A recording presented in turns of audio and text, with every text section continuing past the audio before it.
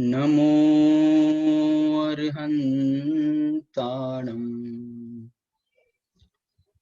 नमो सिद्धाणं नमो आयर्याणं नमो वज्झायाणं नमो लोये सव्वसागुणम्।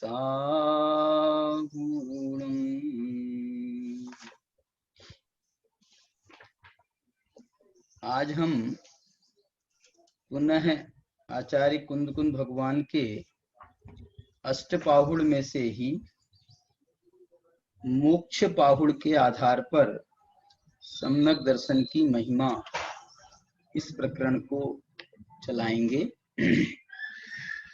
ये जो मोक्ष पाहुड़ है, इस मोक्ष पाहुड़ में 106 गाथाएं हैं, है ना। 106 गाथाएं हैं, लेकिन 106 गाथाओं में भी आप ये देखो कि लगभग 20 गाथाओं में आचार्य कुंदकुंद भगवान ने जगह जगह पर, अलग अलग स्थलों पर, एक ही साथ में नहीं, अलग अलग जगहों पर इस सम्यक्त्व की महिमा का गुणगान किया है।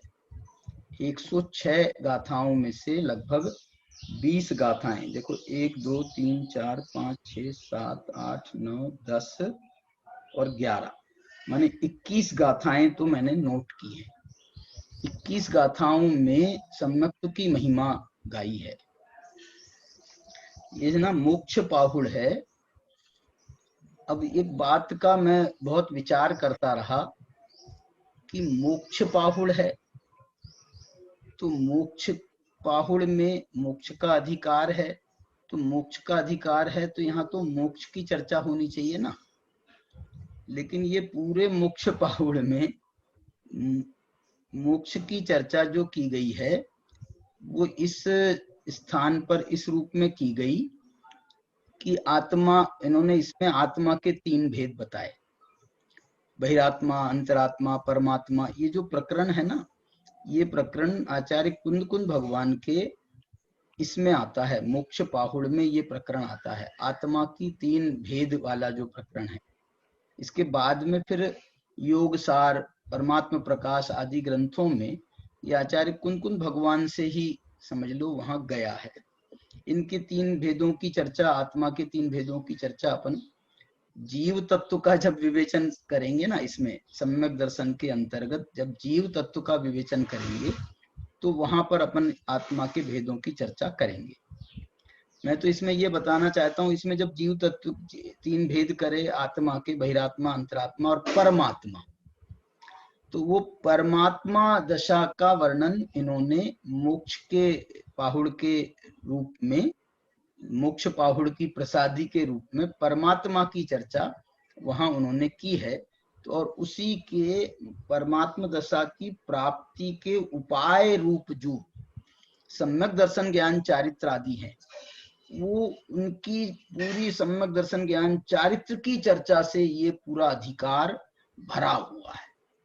ये पूरा अधिकार कहें, मोक्ष पाहुड़ कहें, 106 गाथाएं कहें इसकी, ये रत्नत्रय की आराधना कर रही है।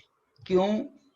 क्योंकि आचार्य भगवान कह रहे हैं भैया मोक्ष तो फल है मोक्ष तो फल है, और उस फल की प्राप्ति जिन कारणों से होती है, जिस रत्नत्रय के द्वारा होती है, जिस मोक्ष मार्ग के द्वारा होती है, हम उसकी चर्चा करेंगे ना।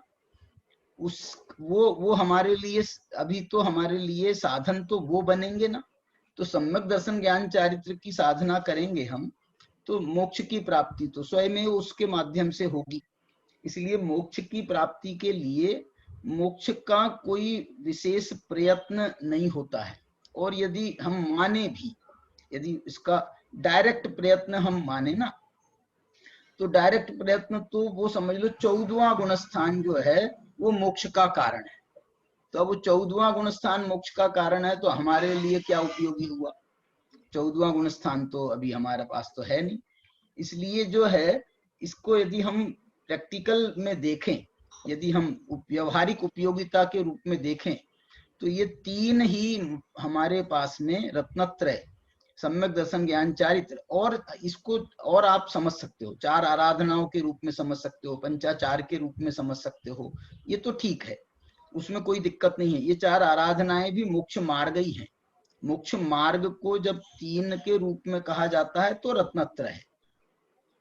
मोक्ष मार्ग को दो के रूप में भी कहा जाता है। दो के रूप में मालूम किसे कहा है?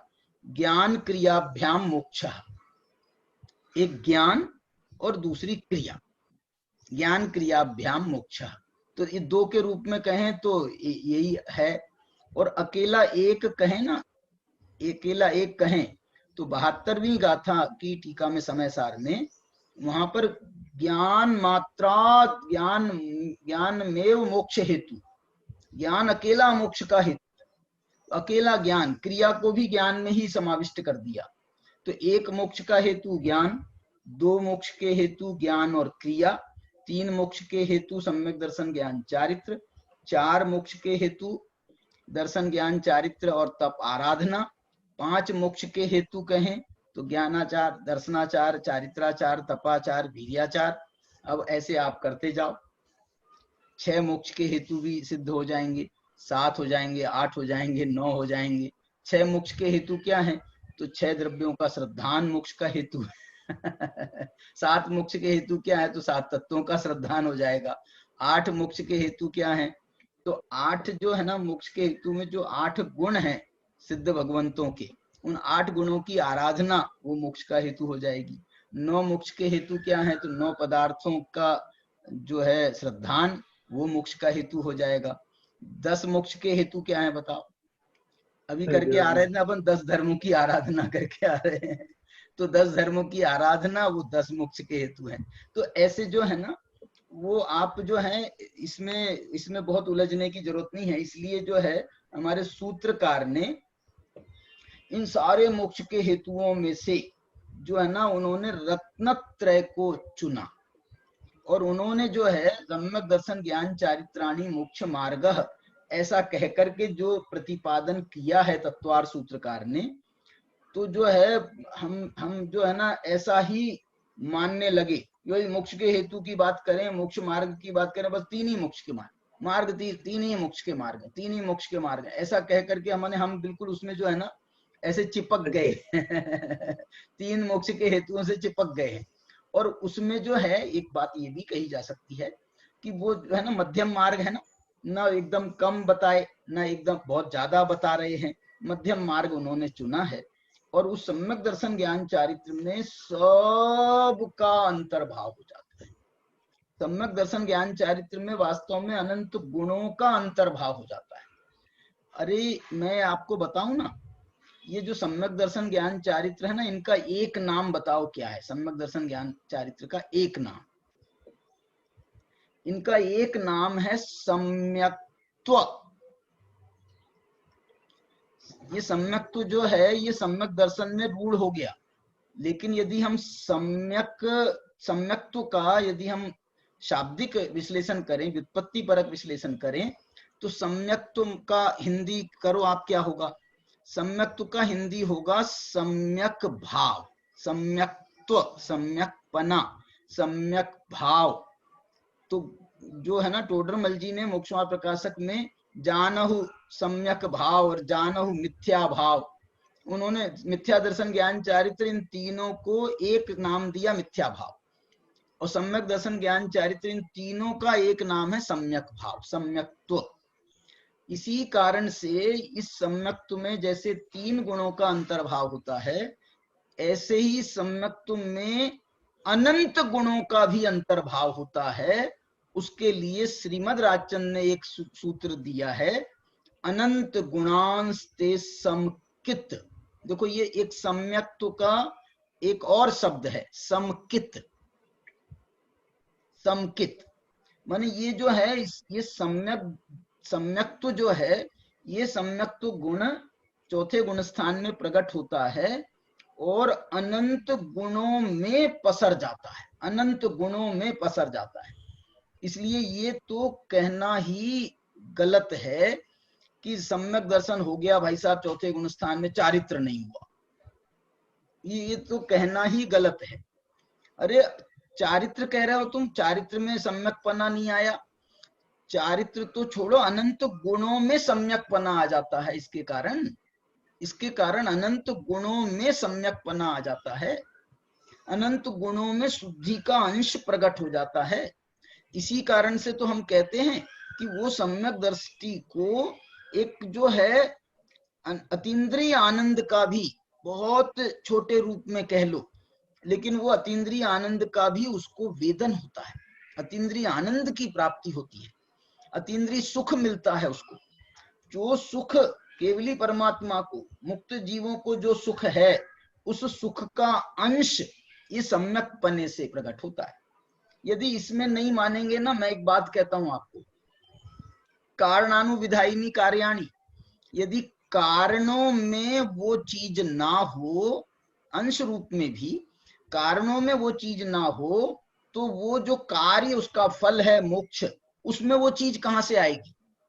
इसलिए वो मोक्ष का आंशिक प्रादुर्भाव, मोक्ष का आंशिक प्रादुर्भाव चौथे गुणस्थान से माना गया। इसलिए मोक्ष भी 5 प्रकार का माना गया है। वो पंडित जी थे ना अपने कैलाश चंद जी बुलंदशहर वाले, वो जब क्लास लेने आते थे तो यहाँ पढ़ाते थे क्लास में 5 प्रकार का मोक्ष, 5 प्रकार का मोक्ष। और आगम से उसको जो है, आप आगम में अलग अलग जगह पर इसका वर्णन भी है। चौथे गुणस्थान में भी एक मोक्ष होता है। चौथे गुणस्थान के मोक्ष का क्या नाम है बताओ? श्रद्धा में मोक्ष हो गया ना, इसका नाम दिया गया है दृष्टि मोक्ष। इसका नाम है दृष्टि मोक्ष। ये जो 5 बंध के प्रत्यय है ना भैया, 5 बंध के प्रत्यय हैं, तो इन 5 बंध के प्रत्ययों में एक एक के अभाव से आप एक एक मोक्ष, बंध के अभाव का नाम मोक्ष है, तो एक एक बंध के प्रत्यय का अभाव करते जाओ, एक एक मोक्ष लेते जाओ। मिथ्यात्व का अभाव करो तो एक मोक्ष हो गया, अविरति का अभाव करो तो दूसरा मोक्ष हो गया, प्रमाद का अभाव करो तो तीसरा मोक्ष हो गया, कषाय का अभाव करो तो चौथा मोक्ष हो गया, और योग का अभाव करो तो 5वां मोक्ष माने संपूर्ण मोक्ष हो गया। इसके और भी ऐसे नाम दिए हैं। राग मुक्त दशा भी कही जाती है। मुक्त कहना माने मोक्ष कहना। राग मुक्त आप कह रहे हो, विकल्प मुक्त कह रहे हो, उसको माने विकल्पों से मुक्त कर रहे हो, माने विकल्पों से उसका मोक्ष करा रहे हो। मोक्ष शब्द का अर्थ तो यही है। संपूर्ण मोक्ष जो है, परिपूर्ण मोक्ष जो है, वो तो अनंत भगवान को भी नहीं है। संपूर्ण पूर्ण मोक्ष तो वो सिद्ध भगवान को ही, जब द्रव्य कर्म नो कर्म भाव कर्म से पूर्ण रहित अवस्था होगी, तब वो पूर्ण मोक्ष कहलाएगा। लेकिन उसके पहले से ये देखना, ये जो इसको हम जो आंशिक मोक्ष जो है ना, इसके लिए आगम ने एक 2 तत्वों का एक विस्तार किया है। आंशिक मोक्ष, 2 ही प्रकार की मोक्ष मार्ग की अवस्था हो सकती थी, एक मोक्ष मार्ग और एक मोक्ष। उस मोक्ष मार्ग को उन्होंने संवर निर्जरा के नाम से कह दिया, तो उसका 2 प्रकार भेद कर दिए, और एक जो है मोक्ष मार्ग के बाद में मोक्ष हो गया। ऐसे ही जो है आश्रव बंध, ये संसार मार्ग है। संसार, आश्रव बंध संसार मार्ग नहीं है, मालूम? आश्रव संसार मार्ग है, और बंध जो है वो संसार है। बंध जो है वो संसार है, और उस संसार का मार्ग जो है वो आश्रव है। तो इसलिए जो है संसार मार्ग में तो 2 ही तत्व बने, आश्रव और बंध, लेकिन मोक्ष मार्ग में 3 तत्व बन गए, संवर निर्जरा मोक्ष। उनकी 3 की अपनी एक अलग, तीनों का अपना अलग स्वरूप है, इस कारण से उनको अलग अलग तत्व कहा गया। जीव जीव तत्व मिला दो 7 तत्व हो जाते हैं, पुण्य पाप को मिला दो 9 पदार्थ हो जाते हैं। तो ऐसे जो है हम इसकी जो चर्चा कर रहे हैं, ये सम्यक दर्शन की चर्चा इस मोक्ष पाहुड़ में आचार्य भगवान ने बड़ी बहुत माने प्रेम के साथ में और भावना के साथ में, मैं तो ये कह रहा हूं इस मोक्ष पाहुड़ में इसका वर्णन क्यों किया, इसका यदि जवाब खोजा जाए तो दर्शन पाहुड़ में जब हमने ये पढ़ा था, क्या पढ़ा था? दंसन भट्टा भट्टा दंसन भट्टस्य नत्थि निवाणम। वो जो निर्वाण पढ़ा था ना हमने, निर्वाण, ये निर्वाण ही तो मोक्ष पाहुड़, तो वही उनने सूत्र दे दिए थे दर्शन पाहुड़ में ही, कि इस दर्शन का संबंध निर्वाण के साथ में, क्योंकि ये निर्वाण का कारण है। और निर्वाण के कारणों की चर्चा, मोक्ष के कारणों की चर्चा, रत्नत्रय की चर्चा, इसमें इतनी बढ़िया तरीके से की है रत्नत्रय की चर्चा। रत्नत्रय की चर्चा के लिए देखो, मैं एक 34 नंबर की गाथा आपको सुनाता हूं। रैणत्तय माराहम जीवो आराहवो मुने यवो आराहणा विहानम तस्य फलम केवलम नाणम। देखो, रैणत्तय माराहम जीवो आराहवो मुने यवो। देखो, अब आराधना कितने प्रकार की है, तो अब आप कहोगे आराधना 4 प्रकार की है। मैं कह रहा हूं ये कुन भगवान कह रहे हैं 34वीं गाथा में, रैणत्तय माराहम जीवो आराहवो मुने दब्बो। मैंने आराधना 3 प्रकार की कह दी इन्होंने, एक दर्शन आराधना, एक ज्ञान आराधना, एक चारित्र आराधना। अब तब आराधना को इसी में अंतर्भाव कर लो ना, चारित्र में ही, ऐसा वो हो जाता है संक्षेप में। तो रत्नत्रय की आराधना करने वाला जीव ही आराधक माना गया है। देखो, आराधक उसको नहीं कहा है, प्रवचन करने वाले जीव को आराधक नहीं कहा है। प्रवचन करने वाले को जीव को, उसको प्रभावना अंग में तो डाला जाता है प्रभावना में, लेकिन जो है ना ये आराधक, जो आराधना बड़ी चीज है। ये आराधना स्वयं के कल्याण में निमित्त होती है, और ये आराधना ही वास्तव में पर कल्याण में भी निमित्त बनती है, तो वो आराधना बनती है। मैं एक बात कहता हूं ना, मुनि भगवंतों के दर्शन मात्र से जो परिणामों की विशुद्धि होती है, तुम हम जैसे पंडितों के 1000 प्रवचन सुन लो तो परिणामों की विशुद्धि नहीं होगी उतनी। क्यों? क्योंकि वो आराधक है। आराधक है। आराधना, जैसे घर गृहस्थी में हम रह रहे हैं तो हम आराधना करने के पात्र नहीं है। माने रत्नत्रय के रूप में कहें तो सम्यक दर्शन की आराधना तो घर में भी हो सकती है। लेकिन आराधक जीव कौन कहलाता है मालूम? आराधना करने वाले मुनि भगवंत कहलाते हैं। आराधना करने वाले जो है ना, यदि हम गृहस्थों में भी देखें तो जो है ना, घर गृहस्थी के जंजाल से दूर जो है क्षेत्रों में रह रहे हैं, अथवा कोई उन्होंने अपना आश्रम बना करके रह रहे हैं, ये भी एक प्रकार की आराधना है। क्यों? क्योंकि उनको और कुछ लेना ना देना, बस अपने आराधना करना है। माने भले ही वो अभी मुनि नहीं बने, लेकिन वो आराधना, ये आराधना कहलाएगी। अभी वो कोशिश चल रही है उनकी, वो चल रहा है, लेकिन वो आराधना कर रहे हैं ना। कोई काम नहीं, धंधा नहीं, घर नहीं, गृहस्थी नहीं, व्यापार नहीं, धंधा नहीं, आराधना। बस क्या करते हैं भैया? बस आराधना करते हैं। आराधना करते हैं माने वो भोजन करते हैं तो वो आराधना। क्योंकि आराधना के लिए है भोजन भी। विश्राम करते हैं, सोते हैं, विश्राम करते हैं, तो ये क्या कर रहे हैं? ये आराधना कर रहे हैं। देखो, एक गाथा इसकी सुनाना चाहता हूं मैं, इसी की, मोक्ष पाहुड़ की। सम्यक दर्शन की गाथाएं तो मैं अलग सुना रहा हूं। ये जो मोक्ष पाहुड़ की जो विशेष गाथाएं हैं, उसमें एक गाथा आ रही है, ये बहुत प्रसिद्ध गाथा है। ये आराधना का प्रकरण आया 34वीं गाथा में, रत्नत्रय की आराधना। 31 गाथा में उन्होंने मालूम क्या कहा? देखो क्या बढ़िया बात कह रहे हैं। वो लिख रहे हैं कुन भगवान, जो सुतो व्यवहारे सो जोई जग गए सकत जम्मी, जो जगदी व्यवहारी सो सुतो अपनों कज्जे। क्या बात है! क्या कह रहे हैं? जो सुतो व्यवहारी। देखो, जो सुतो व्यवहारे सो जोई जग गए सकत जम्मी। जो व्यवहार में सोता है वह योगी है। योगी जो व्यवहार में सोता है वो योगी है। अब व्यवहार में सोता है का आप यदि जिन मार्ग का व्यवहार पकड़ो तो उसका भी व्यवहार हम पकड़ सकते हैं। स्थूल व्यवहारों में उलझते नहीं हैं। योगी जो है ना स्थूल व्यवहारों में उलझते नहीं है। अब मुनिराजों का नियम नहीं है, देव पूजा करने का नियम नहीं है कुछ बने, और यदि करते भी हैं तो अपनी वो देव स्तुति कर ली ना, उनने वही देव पूजा है। कोई अष्ट द्रव्यों से पूजा करने का व्यवहार नहीं है उनका, तो उनका वो व्यवहार खत्म हो गया। ऐसे ही मैं कह रहा हूं स्थूल व्यवहारों में वो योगी उलझते नहीं हैं। लौकिक व्यवहार का तो अंश नहीं है। लौकिक व्यवहार माने ये काम धंधा, घर गृहस्थी, दुकानदारी, ये इसका तो अंश भी नहीं है। और बाकी के भी जो है ना व्यवहार में कम से कम वो जो है ना वो व्यवहार में उलझते हैं। अब उनका व्यवहार क्या होता है मालूम? अब कोई शास्त्र ही लेकर के बैठे हैं तो वो अपना अध्ययन कर रहे हैं, ये अब शास्त्र का अवलंबन ले रहे हैं, ये व्यवहार है।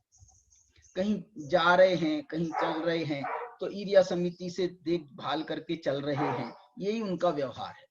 बोल रहे हैं तो अपना बहुत हित मित प्रिय कारक इष्ट वचन मिष्ट वचन बोलते हैं, थोड़ा सा बोल दिया बहुत है भैया, इससे ज्यादा हम नहीं बोल सकते, बोल नहीं सकते, ये मना भी नहीं करते हैं, वो तो अपने में चले जाते हैं। तुम अपने आप, तुमको बैठना है तो बैठो, तुमको जाना है तो जाओ, वो तो बोलते बोलते मौन हो जाते हैं।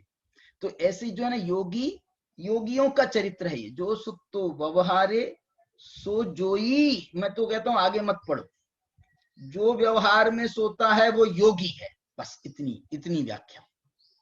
जो सुतो व्यवहारे सो जोई और मालूम, जो जगदी व्यवहारे, क्या लिख रहे देखो, जो व्यवहार में जागता है सो सुतो जो व्यवहार में जाग रहा है उसको कह रहे हैं वो सो रहा है जो सो रहा है उसको कह रहे हैं वो जाग रहा है। योगी है वो योग की साधना कर रहे हैं, जो सो रहा है ऐसा कह रहे हैं ना, जो व्यवहार में सोता है तो सो रहा है ना, और जो व्यवहार में जाग रहा है माने जो जाग रहा है उसको कह रहे हैं वो सो रहा है। कहाँ? तो देखो लिख रहे, जो सुतो व्यवहारी सो जोई, वो योगी है। क्यों योगी कह रहे हो उसको? जग गए सकच्चम्मी, वो अपने निज कार्य में जागता है। आहा, सो जोई वो योगी है, जग गए जागता है, सकत जम्मी स्व कार्य में, अपने कार्य में, निज कार्य में। क्या है निज कार्य बताओ, क्या है निज कार्य? बस अपनी अनुभूति लेना, अपनी आत्मा की अनुभूति लेना, बस यही अपना कार्य है। कोई अपना कार्य है ही नहीं। आत्मा, मैं आत्मा हूं और मेरी आत्मा का क्या कार्य है? तो मेरी आत्मा का कार्य यह है कि मैं आत्मा में रहूं। मैं आत्मा हूं तो आत्मा का कार्य क्या है? मैं आत्मा में रहूं। आत्मा में क्यों रहूंगा? उसमें आनंद आएगा तो ही तो रहूंगा ना। तो ये आनंद आता है उसमें, अपने कार्य में आनंद आता है। इसलिए वास्तविक दृष्टि से आत्मानुभूति ही एकमात्र कार्य है, एकमात्र कर्तव्य है। वो युवा फेडरेशन का स्लोगन आप ध्यान रखो, क्या है स्लोगन? आत्मानुभूति जरूरी है और बाकी सब मजबूरी है अथवा आत्मानुभूति और तत्व प्रचार। आत्मानुभूति क्या बोल रहे? संजय जी का है डायलॉग, आत्मानुभूति जरूरी है, बाकी सब मजबूरी है।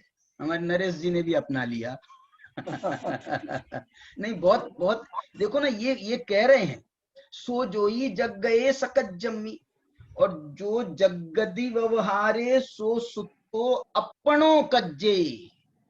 तू व्यवहार में सो रहा, जाग रहा है ना, व्यवहार में जाग रहा है, तुम व्यवहार में सारे काम कर रहे हो, तो क्या काम आपका छूट रहा है ये बताओ। जैसे जब हम सोते हैं तो हमारा कुछ काम छूट जाता है ना, हम सो गए तो भैया अब जो भी काम पड़ा था, अब वो जो है महिला को जो है बहुत थकान आ रही थी, बीमार भी होंगी, थकान आ रही थी, तो अपना वहां किचन में कुछ काम कर रहे थे, करते करते ही वहां, तो वो जो काम था वो तो काम रह गया कि नहीं रह गया, छूट गया कि नहीं छूट गया, रह गया वैसे का वैसा। दूध दूध दूध गैस पे रखा था, वो तो उबल करके बाहर हो गया उसकी खीर बन गई।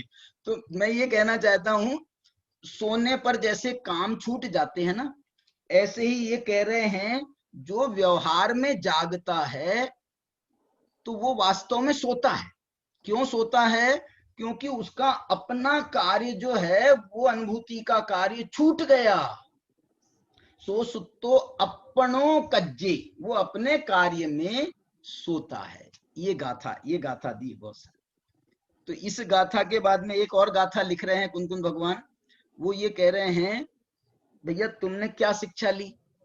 हमने ये आपको कहा जो व्यवहार में सोता है वो अपने कार्य में जागता है, जो व्यवहार में जागता है वो अपने कार्य में सोता है। तो इससे आपने क्या शिक्षा ली? ये इसमें कुंदकुंद भगवान कह रहे हैं, वो शिक्षा भी बता दे रहे हैं। ये जानियो न जोई, ये जानियो न जोई, ऐसा जानकर योगी व्यवहारम चयई, व्यवहार को छोड़ता है। चयई, च्युत होता है व्यवहार से।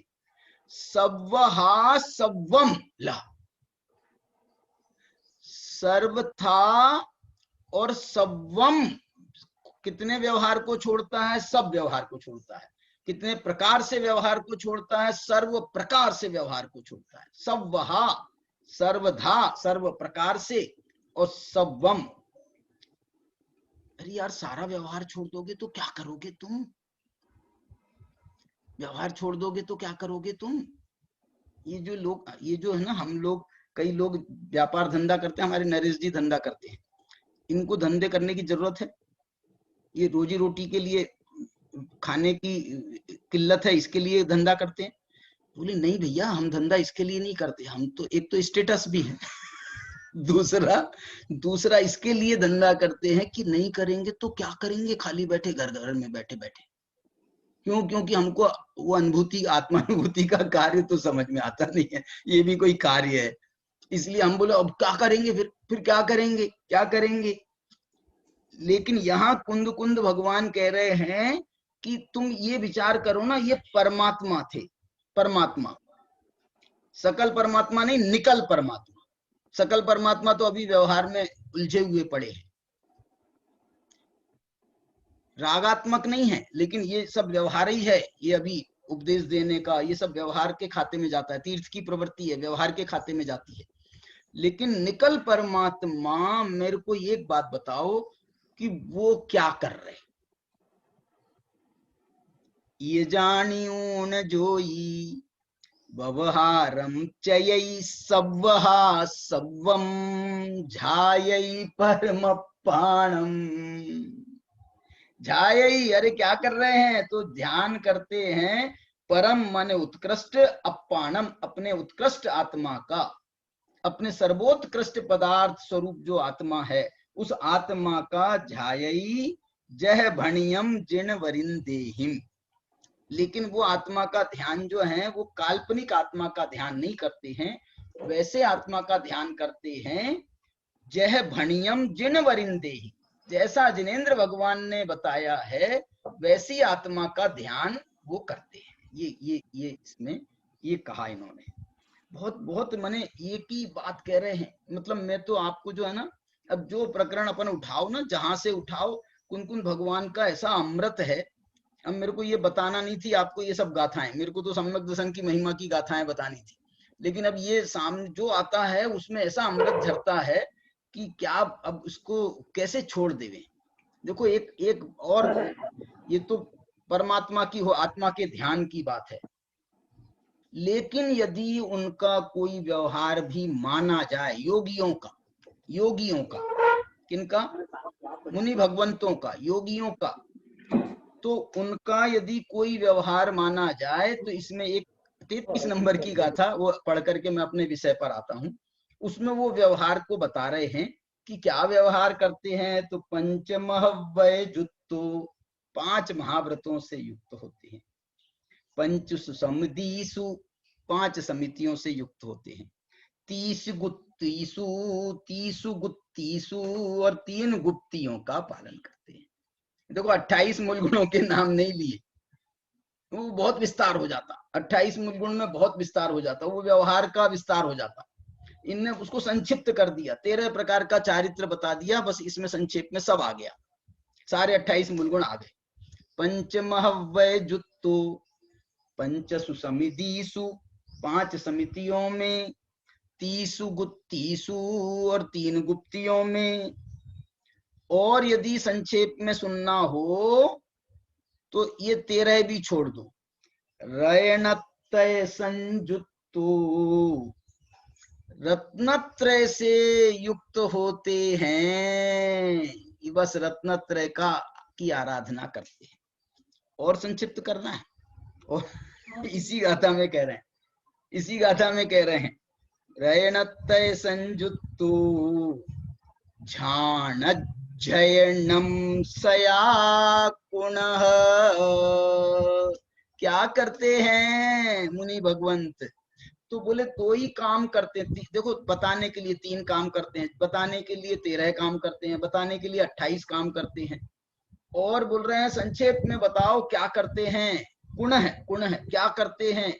तो ये करते हैं, क्या करते हैं? झाणज्जयनम सया पुनः, ध्यान और अध्ययन ही सया सदा करते रहते हैं। या तो ध्यान करेंगे और या अध्ययन करेंगे। शास्त्र सामने खुला है तो अपना अध्ययन कर रहे हैं। अध्ययन करने में कोई बात बहुत जोरदार जम जाए तो उसका ध्यान करने लगते हैं। देखो ये यदि मुनि भगवंत कहें वीतराग भाव से परद्रव्यों का, यदि ये जो है ना जिनवाणी के जितने विषय हैं इनका भी यदि ध्यान करते हैं तो वास्तव में वो आत्मा का ही ध्यान कर रहे हैं। अब आप बोलोगे साहब परद्रव्यों का ये तो सब इनका ध्यान करने से, 7 तत्वों का ध्यान करने से आत्मा का ध्यान कैसे होगा? 9 पदार्थों का ध्यान करने से आत्मा का ध्यान कैसे होगा? देखो 2 बातें। एक तो वो आत्मा का ध्यान करने के लिए इनका ध्यान कर रहे हैं, इसलिए ये आत्मा का ध्यान है। आत्मा का ध्यान करने के लिए, निश्चय की प्राप्ति के लिए व्यवहार का पालन करते हैं मुनि भगवंत अथवा कोई भी ज्ञानी धर्मात्मा। निश्चय के लिए व्यवहार है उनका, इसलिए वो जो है व्यवहार भी कर रहे हैं तो वो निश्चय के लिए कर रहे हैं, माने आत्मा का ही ध्यान कर रहे हैं, आत्मा के लिए ही कर रहे हैं। और साथ में वो आत्मा का ध्यान इसलिए कहलाता है कि वो मुनि भगवंतों को कहें, ज्ञानी धर्मात्माओं को कहें, जितने अंश में वीतरागता है उतने अंश में उनकी वीतरागता, वो कोई व्यवहार का काम करें, वो सब कामों को करते हुए उनकी वो जो वीतरागता है वो उनकी खंडित नहीं होती, वो अनुभूति उनकी खंडित नहीं होती। वो अनुभूति तो सयापुण है, वो अनुभूति तो सदा चलती रहती है। इसलिए जो है ना इसमें बहुत ये विकल्प बहुत नहीं करना, अरे साहब आत्मा आत्मा आत्मा का ध्यान नहीं कर रहे हैं। अरे ये जो कर रहे हैं वो भी आत्मा का ही ध्यान है। इसमें से निकालेंगे ना, 9 तत्व गतत्वेपि यद एकत्वम न मुंचति, वो 9 तत्वों में से अपनी शुद्धात्मा निकालेंगे ना तो तुमको मौका तो दो, अवसर तो दो निकालने का। अरे ध्यान की भी प्रक्रिया होती है ना, ध्यान की प्रक्रिया होती है, वो ऐसी प्रक्रिया पूर्वक ध्यान होता है। माने प्रारंभ ध्यान का किया जाता है, सामायिक का किया जाता है, जो विधि सामायिक की मानी गई है वो ये व्यवहार पूर्वक ही सामायिक की विधि मानी जाती है। भाई पंच परमेष्ठी का ध्यान करो, पहले सबसे पहले पंच परमेष्ठी का स्मरण करो। तो अब ये पंच परमेष्ठी का स्मरण क्यों करने? अरे आगे जाना है उसमें ध्यान में। धर्म ध्यान के 4 भेद कहे ना, कौन कौन से? वो नहीं आज्ञा विचय, इसके अलावा जो दूसरे ध्यान, पिंडस्थ, पदस्थ, रूपस्थ, रूपातीत। ध्यान का प्रारंभ करते हैं पिंडस्थ ध्यान से, पिंडस्थ फिर पदस्थ ध्यान पर पहुंचते हैं, पदस्थ ध्यान से रूपस्थ ध्यान पे पहुंचते हैं, रूपस्थ ध्यान से फिर रूपातीत ध्यान पे पहुंचते हैं। रूपातीत माने आत्मा का ध्यान, अमूर्त अरूपी आत्मा का ध्यान वो रूपातीत ध्यान है। लेकिन और रूपी और मालूम रूपस्थ ध्यान में रूपी आत्मा का ध्यान नहीं है। रूप माने स्वरूप का ध्यान करना, पदार्थों के स्वरूप का ध्यान करना, अरहंत परमात्मा के स्वरूप का विचार करना, ये रूपस्थ ध्यान है। पदस्थ ध्यान में जिनवाणी की आराधना ये पदस्थ ध्यान है। पिंडस्थ ध्यान जो है ये सबसे निचला है, क्योंकि जब हम शरीर की जो है ध्यान संभाल रहे हैं, अभी जब सब ये जो है ना जगह संभाल रहे हैं, अपनी मुद्रा को संभाल रहे हैं, तो ये पिंडस्थ, पिंड माने शरीर पर आधारित है। तो अभी वो शरीर का विचार कर रहे हैं, शरीर को बराबर किया, अब पदस्थ पे पहुंच गए, पदस्थ को बराबर किया, रूपस्थ पे पहुंच गए, रूपस्थ को बराबर किया, अरे पहुंच गए रूपातीत पर। ये ध्यान की विधि है।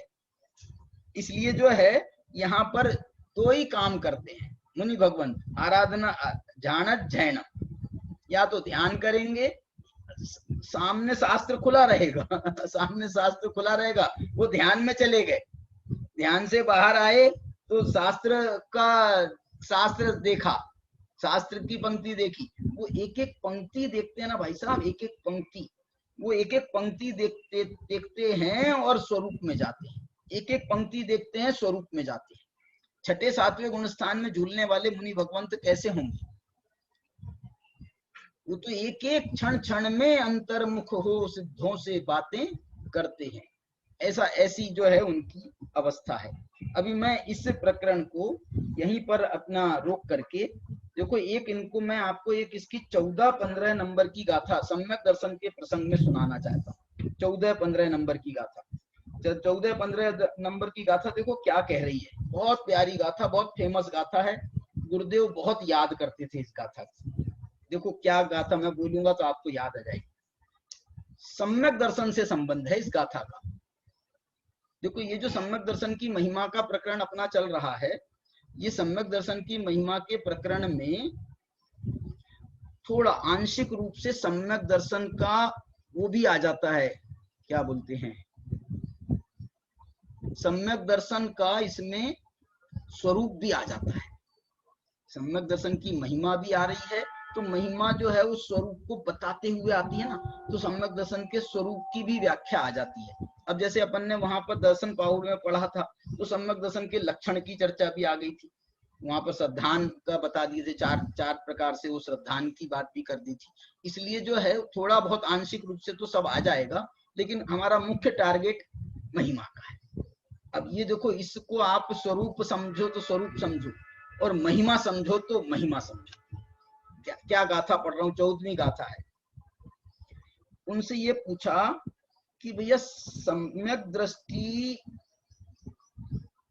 कौन होता है, सम्यक दृष्टि कौन होता है? तो कुनकुन भगवान क्योंकि अपने संघ में बैठे हैं, तो अपने मुनि संघ से ही उनकी चर्चा वार्ता चल रही है, तो वो मुनि संघ को ध्यान में रख करके यहाँ पर ये गाथा कह रही है। सद्दव्वरो सवणो सम्मादिट्ठी हवेई नियमेन सम्मत परिणदो उण खवेई दुट्ठठ कम्माइम। देखो मोक्ष पाहुड़ है तो दुट्ठठ कम्माइम खवेई, दुष्ट अष्ट कर्मों का नाश करता है, ये मोक्ष पाहुड़ की झलक दिख रही है इसमें। लेकिन ये कौन जीव है, ये कौन दुष्ट अष्ट कर्मों का नाश करने वाला है?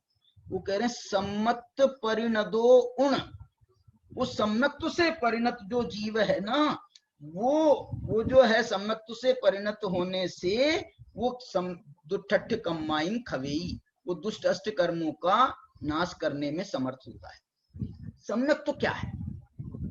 सम्यक तो क्या है? सम्यक दृष्टि की पहचान क्या है?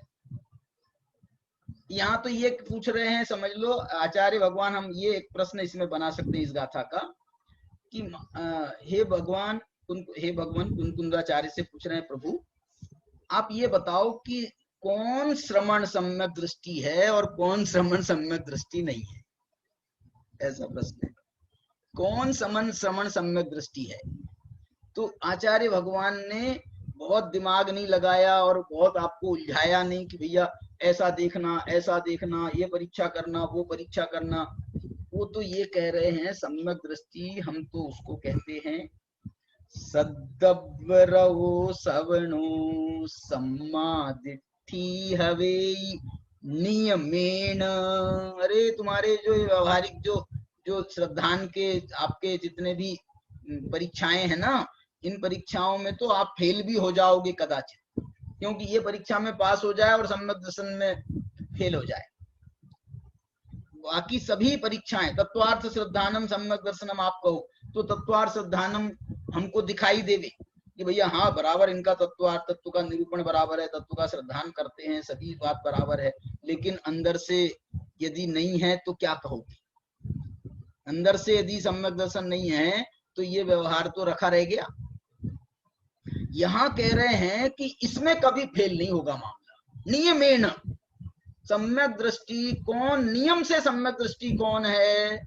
तो वो ये कह रहे हैं सद्दव्रवो श्रवणम।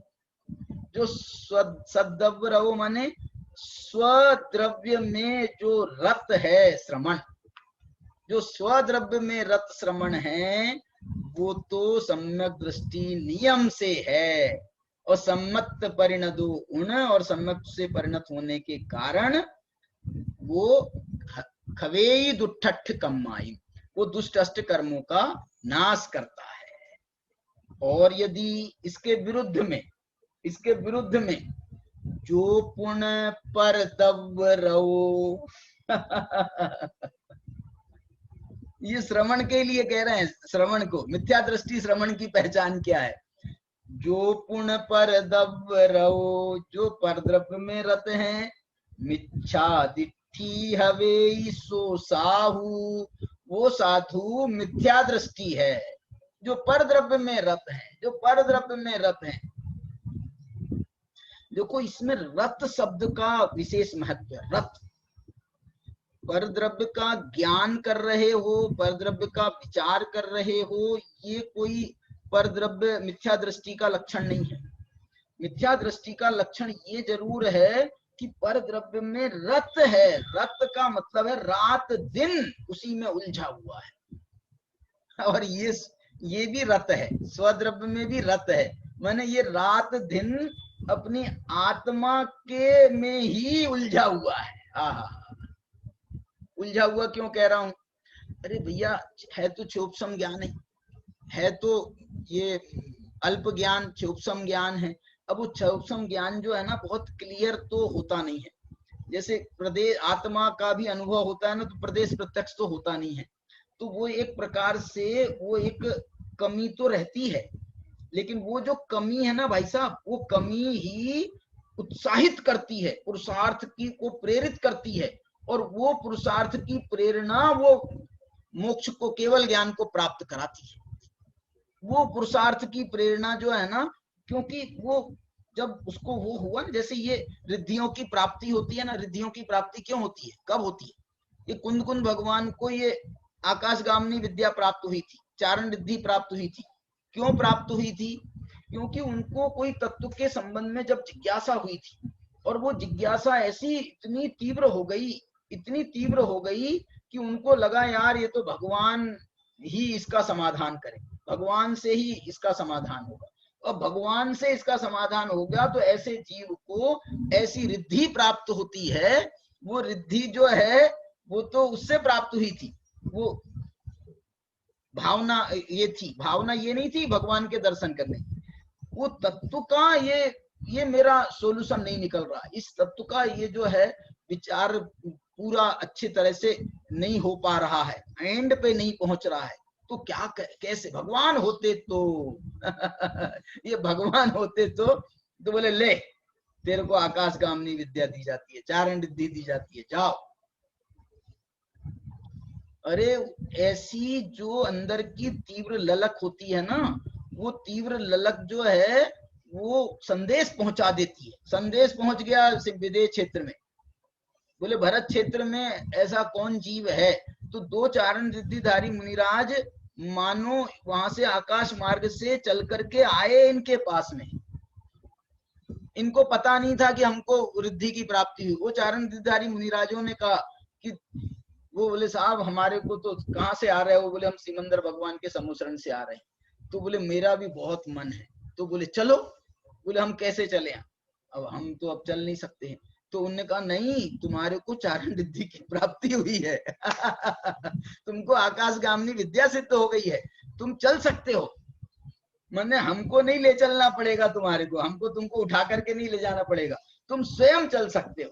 तो जैसे दो चल रहे थे बाद में वापसी में, ऐसे तीसरे कुंद भी उनके साथ में रत्नत्रय फिर गमन कर रहा था। रत्नत्रय गमन करते हुए वो गया था। तो ऐसे जो है, मैं ये कहना चाहता हूँ, ये एक भावना होती है, और यही भावना वास्तव में वो विशुद्धि को इतनी लेवल पे बढ़ाती है, इतने लेवल पे बढ़ाती है कि वो शुद्धोपयोग रूप परिणत होकर के वो केवल ज्ञान को जन्म देता है। केवल ज्ञान उत्पन्न होता है इससे। तो ध्यान नहीं तो उत्पन्न हो रहा है ना, जब गहरे में घुस रहे हैं, पृथकत्व वितर्क ध्यान, शुक्ल ध्यान, एकत्व वितर्क शुक्ल ध्यान, जब गहरे में उतर रहे हैं तो केवल ज्ञान फूट जाता है। ये विधि है। यहाँ पर उनने ये बता दिया आचार्य ने, जो पूर्ण परद्रव्य उसको भी श्रमण कहा। जो परद्रव्य में रमण है, मिथ्या दृष्टि हवेई सो साहू, वो साधु जो है वो मिथ्या दृष्टि है, परद्रव्यों में रत है तो वो मिथ्या दृष्टि है। और मिच्छत परिणतो, उन्होंने वहां पे पीछे कहा था सम्मत परिणतो, जो सम्मत में परिणत है वो कभी दुष्ठ कम्माइन, और मिच्छत परिणतो पुण्य बज्जदी दुष्ठ कम्मेहीम, ये भी दुष्ट अष्ट कर्मों से, इसके भी दुष्ट अष्ट कर्मों का संबंध आता है, लेकिन ये बंधता है और वो दुष्ट अष्ट कर्मों से छूटते हैं। ये फर्क है दोनों में। एक और गाथा सुनाता हूं, देखो, ये इसी सम्मत का प्रकरण है ना। ये परद्रव्य रत्न में सद्दव्य रवो सवणो सम्मादिट्ठी हवे सो सम्मादिट्ठी हवे सो साहू नियमेन। इसमें एक और गाथा, ये गुरुदेव इस गाथा को बहुत याद करते थे। बोले परद्रव्य में रत होंगे तो क्या होगा, परद्रव्य में रत होंगे तो बोला था ना दुष्ट अष्ट कर्मों से बंधेगा, दुष्ट अष्ट कर्मों से बंधेगा। नहीं नहीं नहीं, हमारे समझ में अष्ट कर्मों से बंधेगा तो क्या होगा। अब भगवान कह रहे कुंद कुंद परदव्वादो दुख गई, ये मोक्ष पाहुड़ की 16वीं गाथा है। परदव्वादो दुख गई, परद्रव्य से, परद्रव्य में रत होने से दुख गई, दुर्गति होती है। सद्दव्वादो सुख गई होई, और स्वद्रव्य में रत रहेगा तो उससे सुगति होगी। ये नाऊन सदव्ये, ऐसा जानकर हे योगी, हे साधु, हे श्रमण, ये नाऊन सदव्ये, तू स्वद्रव्य में पुनः रई, तू स्वद्रव्य में रति कर, और विरह इयरम्मी, और इतर में से माने परद्रव्यों से विरह, विरह माने विरत हो, परद्रव्यों से विरत हो और स्वद्रव्य में रत हो, उसमें तू रई कर, रति कर, इसमें ही नित्य विहार कर। इसमें कहा ना, वो गाथा है ना एक समय सार में, इसमें ही नित्य विहार कर, न विहार कर परद्रव्य में। बहुत माने ये मैं ये कहना चाहता हूं, सम्यक दृष्टि का जो महिमा है, उस सम्यक दृष्टि की महिमा को आप अकेले सम्यक दर्शन से नहीं जोड़ना। ये सम्यक दर्शन तो उसने ले आया, सम्यक दृष्टि ने सम्यक दर्शन को तो ले आया, लेकिन चौथे गुण स्थान में भी देखें तो वो सम्यक चारित्र को लाने को उद्यत है। सम्यक दर्शन, सम्यक दृष्टि नाम किसका है?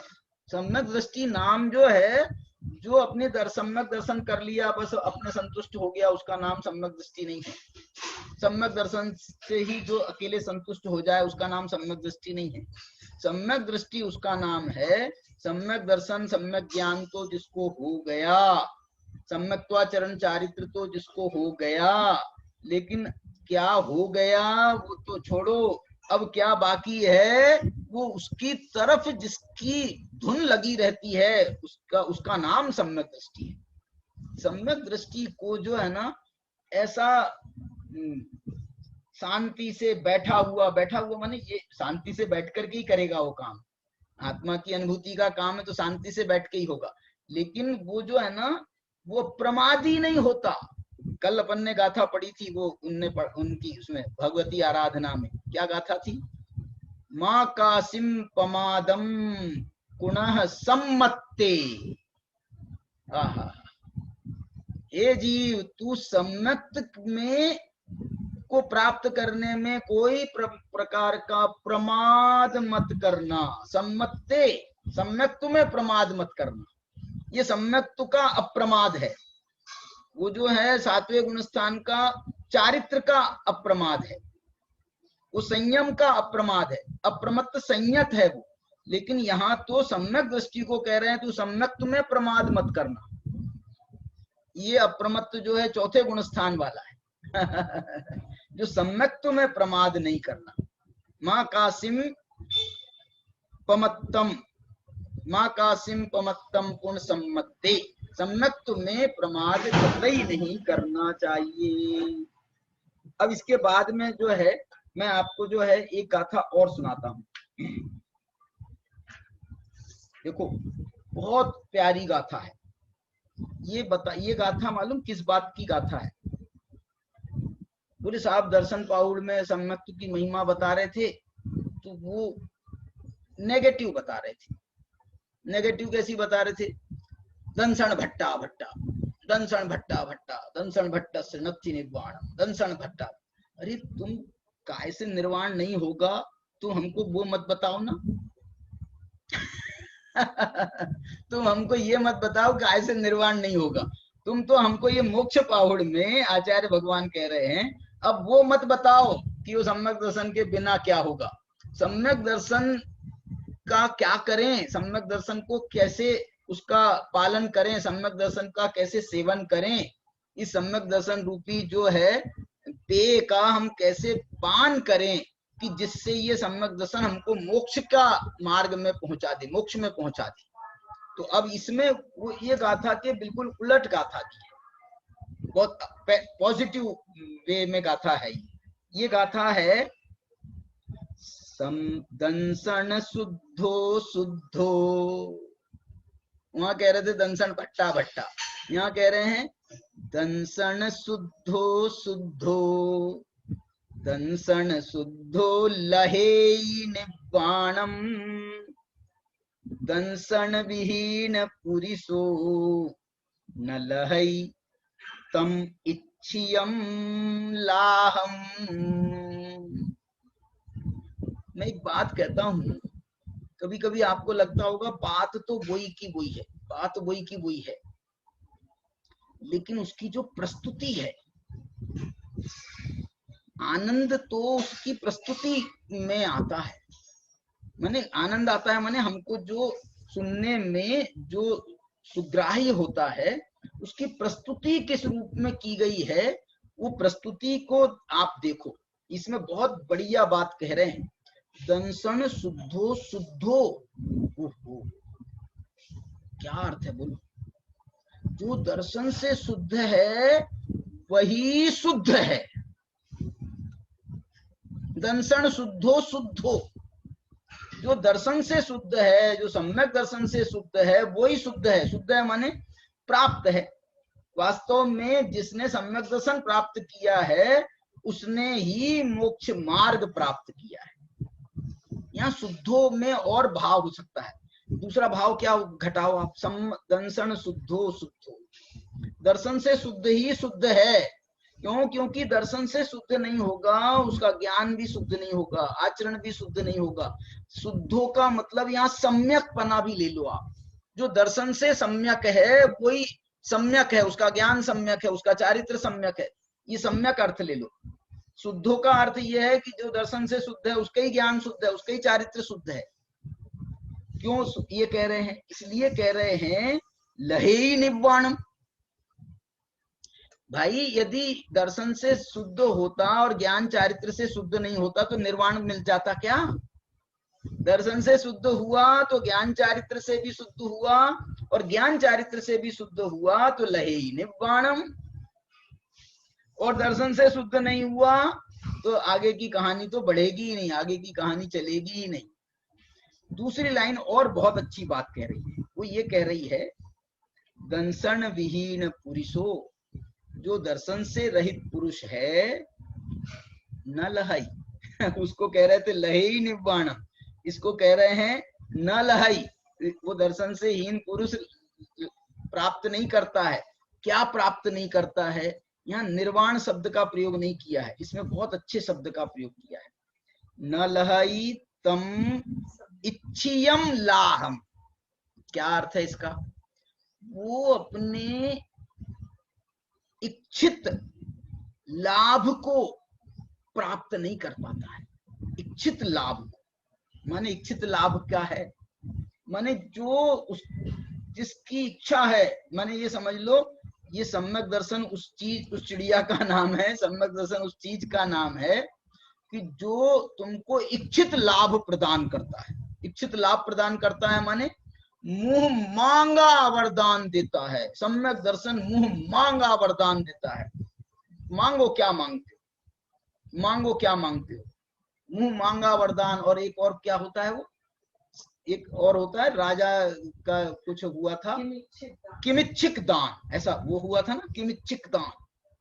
किमिच्छिक दान की बहुत महिमा है वो उसको दिया था बलि ने, किमिच्छिक दान। मांगो क्या मांगते हो, माने इसका अर्थ क्या हुआ मालूम? इसका अर्थ ये हुआ, जो ये दान के लिए प्रेरित कर रहा है, मांगो क्या मांगते हो, इसका मतलब है कि इसके पास कितना भरा होगा। आप सोचो तो सही, इसके पास कितना होगा कि ये बोल रहा है कि तुम्हारी जो इच्छा हो वो मांगो।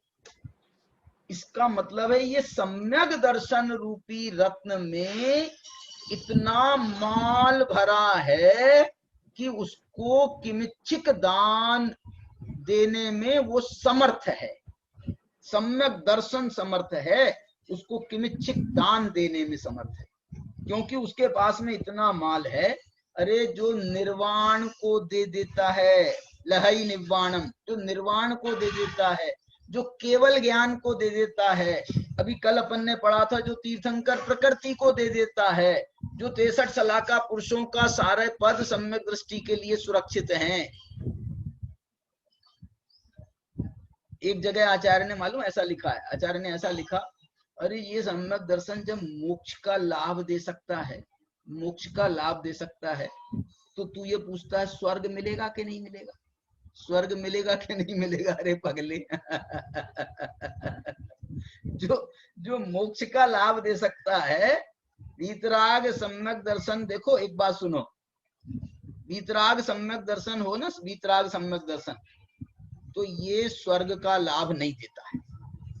आप बोलोगे यार तुमने कहा अभी सम्यक दर्शन स्वर्ग का लाभ देता है, नहीं देता। मैं कह रहा हूं वीतराग सम्यक दर्शन स्वर्ग का लाभ, वीतराग सम्यक दर्शन वो मुक्ति का लाभ ही देता है। उसकी पूर्णता हो जाए ना तो वो मुक्ति का लाभ ही देता है। ये तो जो है अधूरा सम्यक दर्शन नहीं, अधूरा कह लो सराग सम्यक दर्शन जिसको कह रहे हैं, पूर्ण वीतरागता को प्राप्त नहीं है। जो ऐसा जो सम्यक दर्शन है, अब तू पूर्णता प्राप्त नहीं कर पाया है तो तेरे को जा स्वर्ग में, तेरे को स्वर्ग का मैंने पहुंचा दिया। अरे तूने काम अधूरा किया, अधूरा काम किया तो अब अधूरे ही में जा, तो स्वर्ग उसको प्राप्त होता है जो अपनी काम को पूरा नहीं कर पाता। अरे ये तो सम्यक दृष्टि की छोड़ो, जो मुनि भगवंत भावलिंगी संत उग्र साधना कर रहे हैं, उग्र आराधना कर रहे हैं, उपसम श्रेणी चढ़ करके आए हैं, छपक नहीं, उपसम श्रेणी चढ़ करके आए हैं, ऐसे मुनि भगवंतों को सजा मिलती है कि जाओ सर्वार सिद्धि की जेल। सर्वार सिद्धि जाने वाले जो होते हैं ना साधु, वो साधु ही सर्वार सिद्धि जाते हैं। जो पूर्व भाव में साधु हो, भावलिंगी संत हो, वही जाते हैं। मिथ्या दृष्टि साधु नहीं जाता, द्रव्यलिंगी श्रमण नहीं जाता। द्रव्यलिंगी साधु तो वहीं अटक के रह जाता है, ज्यादा से ज्यादा 9वें ग्रेवियक। यहाँ तो ये जो है, ये सर्वार सिद्धि जाने वाले जो होते हैं ना, सर्वार सिद्धि माने आप 9वें ग्रेवियक के ऊपर सब, अनुदिश भी 9 अनुदिश 5 अनुत्तर, ये सब सम्यक दृष्टि और बल्कि ये भावलिंगी साधु और ये सर्वार सिद्धि के लिए मैंने ऐसा कहीं पढ़ा है कि सर्वार सिद्धि जाने वाले तो वो ही साधु होते हैं जो उपसम श्रेणी में भी आरोहण करके आ गए, मैंने 11वें गुणस्थान तक चढ़ गए, 11वें गुणस्थान तक चढ़ गए। अब श्रेणी ऐसी मांडी थी, उपसम श्रेणी थी, उसको तो गिरना ही गिरना था, गिरे तो वो 11 चढ़ 11 गुणस्थान, 11 गुणस्थान में चढ़ करके जीव कभी कभी मिथ्यात्व तक में आ जाता है। ये तो समझ लो सर्वार सिद्धि में जाने वाले जो है ना, ये तो समझ लो मिथ्यात्व में नहीं आए, ये चौथे गुणस्थान में अटक गए। और चौथे गुणस्थान में ये तो अभी वहां से समझ लो आयु पूर्ण करने के बाद में आए हैं, नहीं तो वहां वो तो 6ठे 7वें गुणस्थान में भी झूलते रहते हैं। ऐसे उग्र साधना करने वाले जो तपस्या के भेद हैं आपके जो है ना, ऐसी जो वो चारित्र कहा है ना, क्या बोलते हैं उसको, वर्धमान चारित्र, वर्धमान चारित्र, ऐसे वर्धमान चारित्र वाले और क्या बोलते हैं अलग अलग भेद हैं उसके, तो वो वैसी साधना करने वालों को ये जो पूर्णता नहीं हो पाती है, पूर्णता नहीं हो पाती है, तो ये जो है सर्वार सिद्धि में जाते हैं एक भवाव तारी। भाई ये काम अधूरा वहां रह गया है अब, लेकिन अब यहाँ वहां से आने के बाद में तो ये काम गारंटी से होगा ही होगा, इसमें कोई संशय नहीं है। इस प्रकार से जो है दंसन शुद्धो शुद्धो, दंसन शुद्धो लहेई निवाणम, दंसन विहीन पुरुषो न लहेई इच्छियम लाभम, वो इच्छित लाभ को प्राप्त नहीं करता है। ऐसी सम्यक दर्शन की महिमा से ये बहुत उत्प्रोत पूरा ग्रंथ है, ये अष्टपाहुड़ है और सम्यक दर्शन की महिमा से उत्प्रोत है। ऐसा जो है क्योंकि भावलिंग का देने वाला है, भावलिंग को देने वाला है सम्यक दर्शन, तो ऐसा जो है सम्यक दर्शन की महिमा की बात अपनी चल रही है। इस चर्चा को और आगे बढ़ाएंगे, मोक्ष पाहुड़ की चर्चा को, और इसको अपन आगे कल करेंगे। अभी जो है क्या बोलो नरेश जी, 2 मिनट का ध्यान किस विषय पे करना है? सम्यक दर्शन से हैं, सम्यक दृष्टि को मन चाहे सब चीज मिल जाती है, सुविधा है, लेकिन लौकिक नहीं। तुम सुविधा शब्द का मत प्रयोग करो ना, तो इच्छित लाभ, हाँ इच्छित लाभ की प्राप्ति होती है, इस बात पर ध्यान करो आप, इस बात का ध्यान करो। चलिए 2 मिनट का मौन रखेंगे और उसके बाद में फिर अपन जिनवाणी स्तुति करेंगे। जिनवाणी स्तुति दे दे जिनेंद्र अर्चना।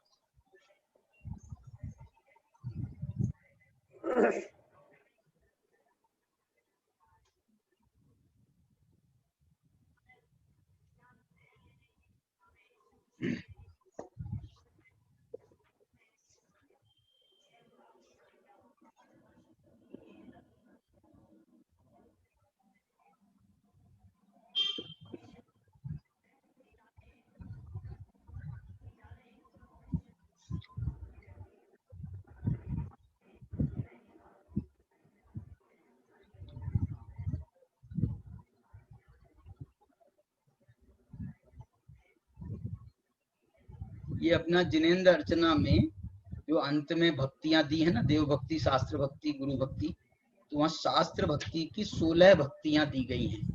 अपन क्रम से एक एक भक्ति जो है पढ़ रहे हैं। कल अपन ने पहली भक्ति पढ़ी थी उसमें शास्त्र भक्ति में से, आज अपन दूसरी भक्ति पढ़ते हैं। पेज नंबर है 319। जिनवर चरण भक्ति वर गंगा, ताहि भजो भवि नित सुख दानी। जिनवर चरण भक्ति वर गंगा, ताहि भजो भवि नित सुख ध्यानी। स्यादवाद हिम गिरिते उपजी, मोक्ष महासागर ही समानी।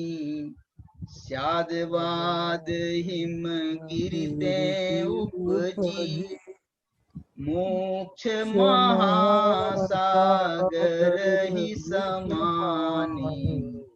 जिनवर चरण भक्ति वर गंगा, ताहि भजो भवि नित्य सुख दानी। ज्ञान विज्ञान रूप तो उठाए, संयम भाव लहर हित आनी। धर्म ध्यान जहाँ भंवर परत है, धर्म ध्यान जहाँ भंवर परत है।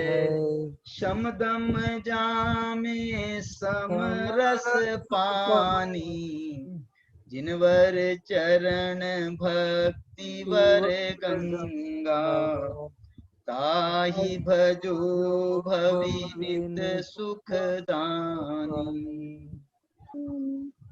जिन संस्तवन तरंग उठत है, जिन संस्तवन तरंग उठत है। जहाँ नहीं भ्रम कीच निशानी, जहाँ नहीं भ्रम कीच निशानी। मोह महागिरी चूर करत है, मोह महागिरी चूर करत है। रत्नत्रय शुद्ध पंथ ढलानी, रत्नत्रय शुद्ध पंथ ढलानी। जिनवर चरण भक्ति वर गंगा, ताहि भजो भवि नित्य सुख दानी। देखो अंतिम है, सुर नर खग, सुर नर मुनि खग आदिक पक्षी। देखो पक्षी बता रहे कौन कौन पक्षी है, कौन कौन पक्षी है। सुर देवता, नर मनुष्य, मुनि और खग। खग जो असली पक्षी हैं वो तो खग हैं, लेकिन इनने सबको पक्षी बनाया है। कैसे पक्षी बनाया। सुर मुनि, सुर नर मुनि खग आदिक पक्षी, जहाँ रमत निज समरस ठानी। जहाँ रमत पक्षी है ना, वहाँ रमते हैं। जहाँ रमत निज समरस ठानी। माणिक चित्त निर्मल स्थान करी, माणिक चित्त निर्मल स्थान करी। फिर नहीं होत मलिन भवि प्राणी, फिर नहीं होत मलिन भवि प्राणी। जिनवर चरण भक्ति वर गंगा, जिनवर चरण भक्ति वर गंगा। ताहि भजो भवि नित्य सुख दानी, ताहि भजो भवि नित्य सुख दानी। बोलो जिनवाणी माता की जय।